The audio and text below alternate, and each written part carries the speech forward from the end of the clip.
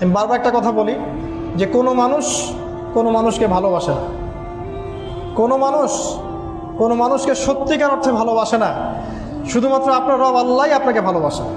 আপনি আজ হোক আর কাল হোক এটা বুঝতে পারবেন। আপনার গার্লফ্রেন্ড আপনাকে ভালোবাসে না, আপনার স্বার্থকে ভালোবাসে, আপনার অবস্থানকে ভালোবাসে, আপনার পরিবারের লোকজন আপনার অবস্থানকে ভালোবাসে। আপনি আজকে বড় একটা চাকরি পান, আপনার স্ট্যাটাস বেড়ে যাক, তারা আপনাকে তোলা তোলা করে বড় করবে। ওই আপনি এমন একটা কাজ করেন, আপনি সুদের চাকরি ছেড়ে দিয়ে আসেন, ৮০,০০০ টাকা বেতন পেতেন, চাকরিটা ছেড়ে দিয়ে আসেন, রিজাইন দিয়ে আসেন, দেখেন আপনাকে কি বলে। আপনি আল্লাহর জন্যে, ওরা বলছে আপনি দাড়ি রাখবেন না, আপনি আল্লাহর জন্য দাড়িটা রাখেন, হারাম রিজিকটা ছাড়েন, হারাম অ্যাফেয়ার্সটা ছেড়ে দেন।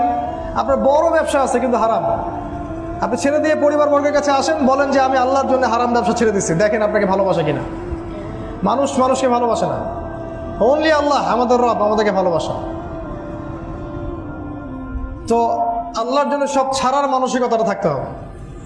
আল্লাহই আমার সব, আল্লাহই আমার রব, আল্লাহর জন্যই আমার জীবন, আল্লাহর জন্যই আমার মৃত্যু। কেউ আমার সাথে নাই, কেউ আমার সাথে যাবেও না।